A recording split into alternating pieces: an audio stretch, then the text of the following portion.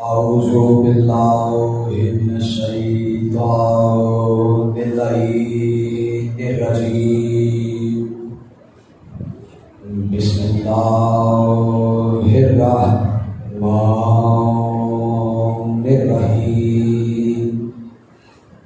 الحمد لله الذي جعلنا من المتمسكين بولایت امیر المؤمنین علی بن ابی طالب.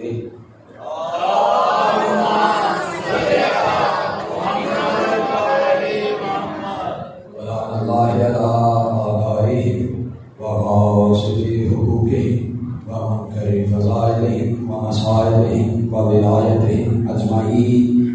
اما بعد فقط قال المعصوم من بقى على الحسين يبقى أو تباكى واجبت له الجنة صلوات.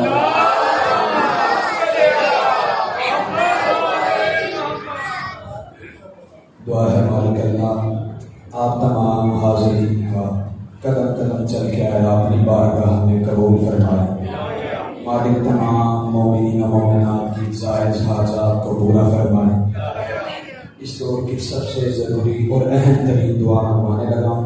آمین کی زحمت ہر مومن ضرور فرمائے اور اس سے پہلے ایک لحظے کے لیے اپنی آمین کا مقام سنائے. معصوم نے اپنے ماننے والوں سے کہا کہ کوئی بھی ہمارا مومن ہمارے دشمن کے جنازے میں نہ جایا کرے. تو لوگوں نے پوچھا مولا جنازہ پڑھنا تو ایک نیک عمل ہے. تو معصوم نے فرمایا جب میرا مومن ہاتھ اٹھا کے کہتے ہیں نا اللہ اسے بخش دے تو پھر ہم پہ واجب ہو جاتا ہے اس کی بخشش کروانا. یہ بلند مقام ہے آپ کی آمین کا. میرا مالک اس نے ضرور دے اسے جو شرافت میں محمد، جلالت میں علی، سخاوت میں حسن، شجاعت میں حسین، عبادتوں میں عابد، علم اور علم میں باقر، صداقتوں میں صادق، قسم الغیظ میں موسیٰ، حجتوں میں رضا، تقوی میں تقی، نکاوت میں نکی، حیبت میں عسکری اور غیبت میں اللہ کی طرف سے غائب امام کہ وہ آ کے دنیا کو بتائے علی سوچا نہیں علی مانا جاتا ہے. آج میرا دل ہے کہ اس صحابی کا تذکرہ کروں جو واقعی رضی اللہ تعالی عنہ ہے. انسان کے سماجی معیار کے مطابق، اس کی حیثیت کے مطابق، اس کے معاشرے میں مقام کے مطابق اس کے پاس بیٹھنے والوں کی تعداد ہوتی ہے. مثلا اس علاقے کا کوئی ڈیرے دار ہے، اس کے پاس بیٹھنے والے 10-20 لوگ ہوں گے. کوئی MPA MNA جیسے جیسے معاشرے میں مقام بڑھتا جائے گا پاس بیٹھنے والوں کی تعداد بڑھتی جائے گی. میں بات اس کی کر رہا ہوں جسے اللہ نے 18,000 عالمین کا مالک بنا کے بھیجا ہے.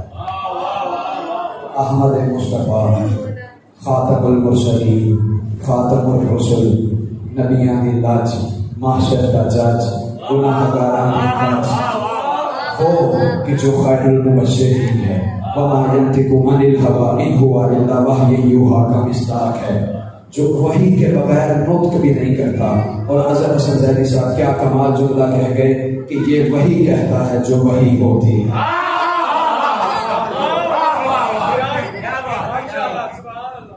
اب سردار انبیاء پاس بیٹھنے والے اصحاب کی تعداد کم از کم 1.25 لاکھ، زیادہ سے زیادہ 1,70,000. پر ہر پاس بیٹھنے والا اس معیار کا نہیں کہ اس سے اندر کی بات کی جائے. بس میں آسان کر دوں کہ ہر پاس بیٹھنے والا اس طرح کا نہیں ہوتا کہ اس سے گھر کی باتیں کی جائیں.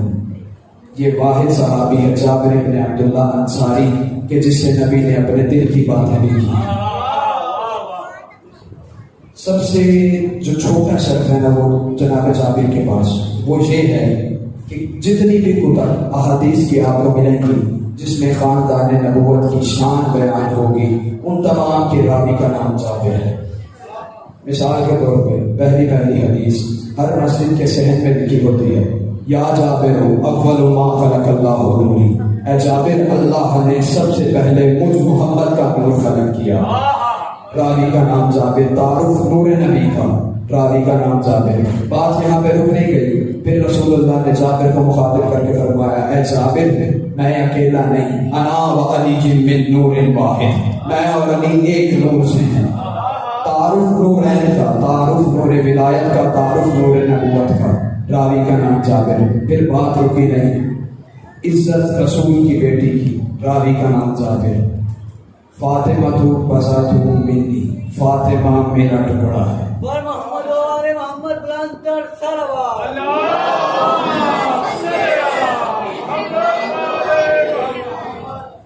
رسول نے فرمایا فاطمہ میرا ٹکڑا ہے, میرے بدن کا نہیں, میری نبوت کا, میری رسالت کا. جس نے اسے ناراض کیا اس نے مجھے ناراض کیا. تعارف نبی کی بیٹی کا. راوی کا نام جابر.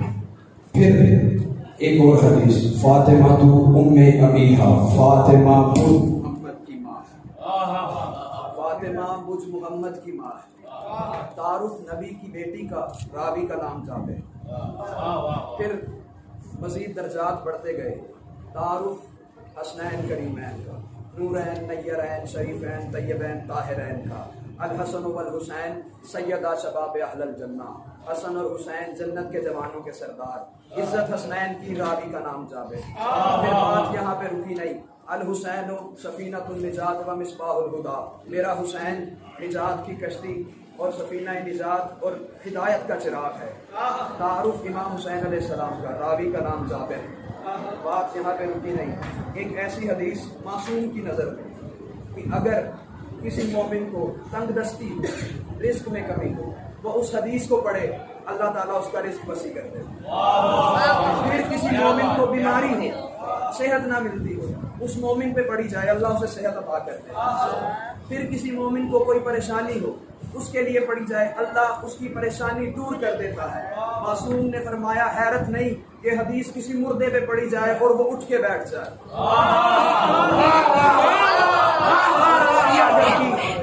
ایک ایسی مجلس محفل نہیں جو اس حدیث کے بغیر شروع ہوتی ہو. حدیث کا نام ہے حدیث کسا, یعنی چادر والی حدیث. اور یہ چادر بھی کوئی عام چادر نہیں, یہ چادر وہ ہے جو اس کا سایہ بنی جس کا کوئی سایہ نہیں. اس چادر پہ لگے ہوئے پیبندوں کی اللہ قسمیں کھاتا رہا, اور آیا تطہیر کا ایک ایک لفظ انما کی الف سے لے کے تطہیرہ کی الف تک اللہ اس چادر پہ لگاتا رہا. اتنی بڑی حدیث, اتنی بڑی حدیث, اور راوی کا نام جابر. اور کچھ لوگوں کے ذہن کا فطور ہے کہ وہ کہتے ہیں کہ معاذ اللہ اس حدیث کی سند ضعیف ہے. حدیث کسا کی سند ضعیف ہے. ابھی حدیث کسا یہاں پہ پڑھی ہے, اسے بولتے ہیں بسم اللہ الرحمن الرحیم, ان جابر بن عبداللہ الانصاری ان فاطمہ الزہرا علیہ السلام, کہ جابر نے سنا رسول اللہ کی اکلوتی بیٹی سے. اب اصول رجال جو حدیث کا اصول ہے اس لحاظ سے راوی کی صداقت دیکھی جاتی ہے. راوی نے جس سے سنا اس کی صداقت دیکھی جاتی ہے.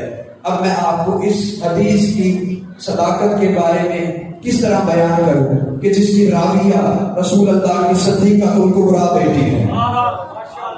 مباہرے کا میدان اور اللہ کا اعلان, اے میرا حبیب آج وہ جائیں گے جو واقعی ہی میں صدیق ہیں, جو حقیقتاً صدیق ہیں, ایسے سچے کہ جن کے بعد سے جھوٹ کبھی گزرا بھی نہیں. آج وہ جائیں گے. ابناءنا کی تفسیر میں حسنین کریمین, نساءنا کی تفسیر میں سیدات النساء, انفسنا کی تفسیر میں امام علی علیہ السلام. اب مباہرے کا منظر دیکھیے گا, سب سے آگے رسول خدا, درمیان میں سیدات النساء, پیچھے امیر المومنین. ایسے لگ رہا تھا جیسے امامت اور ولایت, امامت اور رسالت کے خلاف کے لکھا ہوا قرآن. سیدات النساء اس طرح چلی جیسے ولایت اور نبوت کے درمیان لکھا ہوا قرآن. اور اللہ نے انتظام ایسا کیا, جہاں سے رسول اللہ قدم اٹھاتے تھے سیدہ وہی قدم رکھتی تھی, اس کے اوپر امام علی علیہ السلام قدم رکھ دیتے تھے. شاعر نے کیا خوب منظر کشی کی کہ بنانا لے نئی دنیا اٹھا کے وہ مٹی, بنانا لے نئی دنیا اٹھا کے وہ مٹی, جو نقش پا تیرے حیدر چھپا کے چلتے ہیں. ہاتھ بلند کر کے حیدری. اتنی بڑی صدیقہ, امام علی علیہ السلام نے اپنی زندگی میں 83 کے قریب جنگیں لڑی ہیں، جن میں سے 82 کے فاتح امام علی علیہ السلام ہیں، اور ایک جنگ وہ ہے جس میں تلوار نہیں، جس میں سچائی چلی، جس کا نام مباہلہ ہے، اس کی فاتح ہیں سیدات النساء۔ اب منظر دیکھیے گا کہ سب سے آگے رسول خدا، ان کے پیچھے سیدات النساء، پھر امام علی علیہ السلام، یعنی کہ سب سے پیچھے امام علی علیہ السلام، پھر سیدات النساء۔ میں اس بیوی کی صداقت پہ کیا کہوں کہ جو صداقت کے میدان میں علی علیہ السلام سے بھی ایک قدم آگے چلتی تھی۔ اس کے بعد ایک ہے ایسی حدیث کہ جسے جب بھی پڑھا جائے ہر مومن کا چہرہ پورے گلزار کی مانند کھل جاتا ہے۔ حدیث شروع میں کروں گا، ختم آپ سب کریں گے۔ من کنت مولاہ فہذا علی المولا۔ 1,70,000 صحابہ نے یہ اعلان سنا، پر کتاب میں دیکھنے کو راوی کا نام جابر۔ اور اس کا معیار وفا یہ ہے کہ جو رسول اللہ نے اس کو اپنے فضائل بتائے، اس نے زمانے سے چھپائے نہیں، اس نے ہو بہو وہ زمانے کو بتائے۔ اور پھر جو اگلا شرط جابر کے پاس ہے وہ یہ ہے کہ امام حسین علیہ السلام کی زیارت۔ 2 امام موجود تھے اس وقت کے، امام زین العابدین علیہ السلام اور امام محمد باقر۔ ان 2 معصومین کی موجودگی میں بحکم خدا سے جابر وہ پیدل زوار ہے جو کربلا میں آیا۔ تو میں نے دستے غرب جوڑ کے بارگاہ حضرت میں عرض کی، مالک 2 معصوم بھی تو تھے، ان کو بھیجتے تھا۔ تو جواب کیا ملا؟ جواب سنیے گا۔ مالک نے کہا کل کو کوئی سواری کو بدعت کہے تو اس کے منہ میں انگلی رکھ کے کہنا خاموش، پہلا زوار صحابی تھا۔ کل کو کوئی سواری میں انگلی نہ اٹھا۔ اس کے بعد اگلی عظمت امام جناب جابر کی، یہ امام بارگاہ ہے، یہ مسجد ہے، یہ اللہ کا گھر ہے۔ اس علاقے کے امام بارگاہ کا جو متولی ہے، جو جابور پیش ہے، جو مجاور ہے، اس کی اتنی عزت ہے کہ تمام اہل علاقہ اس کا ادب بھی کرتے ہیں، اس کا احترام بھی کرتے ہیں۔ کیوں؟ کیونکہ وہ امام حسین علیہ السلام کے ایک گھر کا مجاور ہے۔ اب اللہ جانے اس کی عزت کیا ہوگی جو خود قبر حسین کا پہلا مجاور تھا۔ اتنی عظمتیں ملی جناب جابر کو کہ امام حسین علیہ السلام کی قبر کے پہلے مجاور، اتنا بڑا صحابی آخر مدینہ چھوڑ کے کیوں آ گیا؟ اتنا بڑا مجمع میرے سامنے بیٹھا ہے، مجھ پہ کوئی سوال کرے کہ وہ صحابی جو عبداللہ انصاری کا بیٹا، اور عبداللہ انصاری وہ کہ جس نے مدینے میں اسلام آنے سے پہلے رسول اللہ کے لیے رستے ہموار کیے، رسول اللہ کے ناصرین میں سے تھا، انصاری خاندان کا شخص، اور مدینہ چھوڑ کے کیوں چلا گیا؟ آمد جواب ہوں، جابر نے اس وقت مدینہ چھوڑ دیا جب بھرے مدینے میں مسلمانوں نے رسول کی قبر کے سامنے رسول کی بیٹی کو بڑا مارا۔ اس وقت رو کے کہتا ہے اللہ کا نبی میرا سلام، اب تیرا مدینہ رہنے کے قابل نہیں تھا۔ 2 جملے مصیبت کے اور منبر کے اللہ کے حوالے۔ ایک دن قبر رسول میں بیٹھا تھا جابر،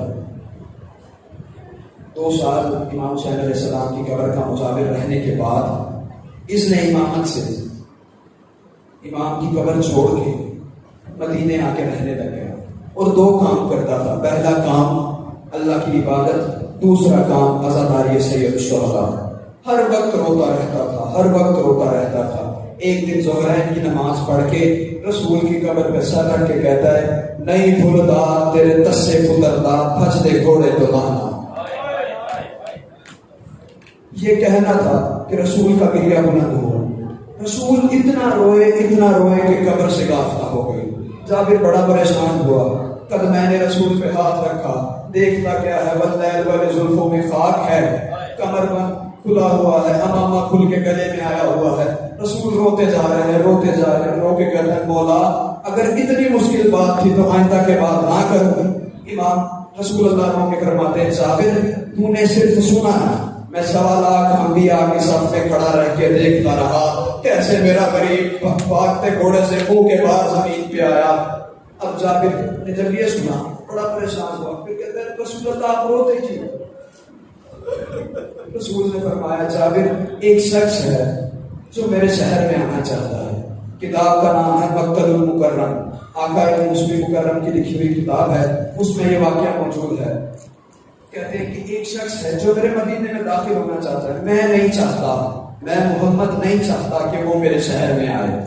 جابر بڑا پریشان ہوا. کہتا ہے اے نبی اللہ آپ نے اپنے چچا کے قاتل کو معاف کیا.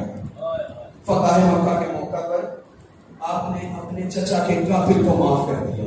یہ کون ہے جسے اپنے شہر میں آنے نہیں دیتے؟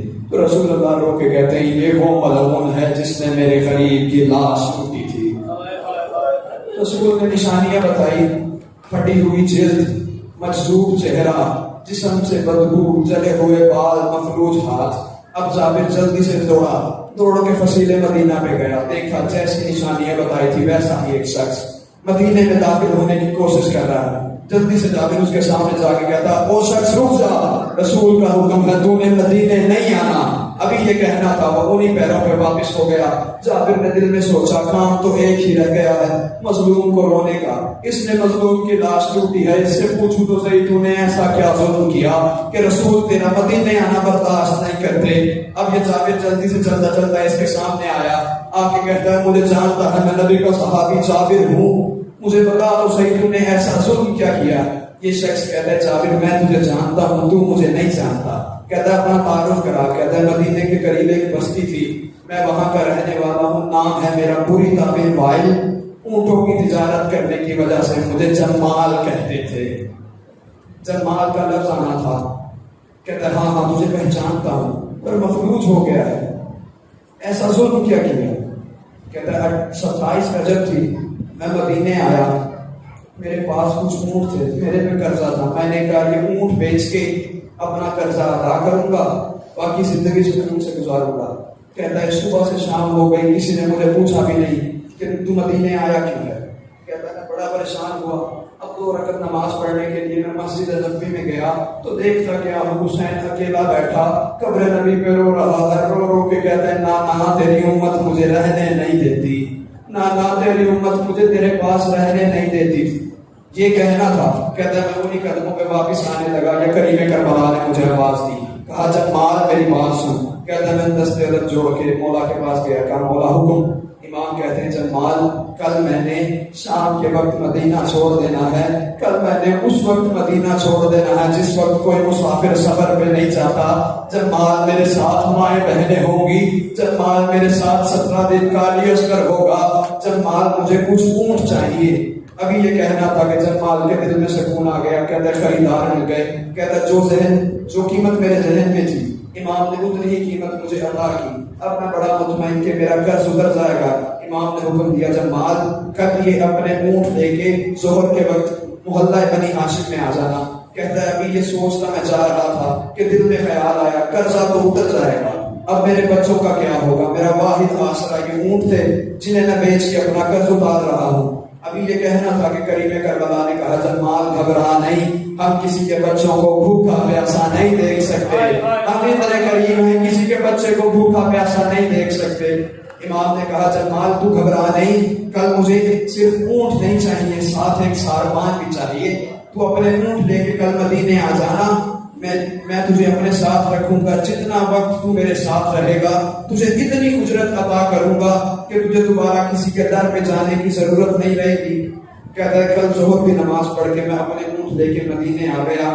کہتا ہے تیاری شروع ہو گئی, میں دیکھتا رہا. کہتا ہے تیاری شروع ہو گئی, میں دیکھتا رہا. کہتا ہے ابھی کچھ وقت گزرا کہ عباس جری میرے پاس آئے, آ کے مجھے کہتے ہیں جمال تیرا کام قدم, اب تو نے ہمارے اس کاروان سے 3 میل دور رہنا ہے. کہتا ہے مولا مجھے ساربان بنا کے ساتھ لے کے جا رہے ہیں, پھر اتنا دور کیوں کرتے ہیں. جناب غازی رو کے کہتے ہیں میری غیرت گوارا نہیں کرتی ان محملوں میں کسی کی نظر پڑے جن میں رسول کی بیٹیوں نے بیٹھنا. اتنا پردہ رسول کی بیٹی کا. ابھی یہ کہنا تھا 28 رجب ایک کاروان توحید چلنا شروع ہوا. مدینے کے کچھ باوفا لوگوں نے امام کو ودیا کرنے کی زحمت کی. اب سما نامی ایک خاتون ہے، شاعرہ ہے، شاگردہ تھی مولا علی علیہ السلام کی. مولا کی شہادت کے بعد بی بی عالیہ کی کنیزی میں آ گئی. آ کے اس نے امام کی شان میں ایک شعر پڑھا. مولا مظلوم کربلا کو وہ شعر اتنا پسند آیا کہ امام نے عالمین پہ نگاہ کی، کوئی چیز نظر نہیں آئی. پھر امام نے اپنا امامہ اتارا، اپنا ایک بال توڑ کے سما کو عطا کیا.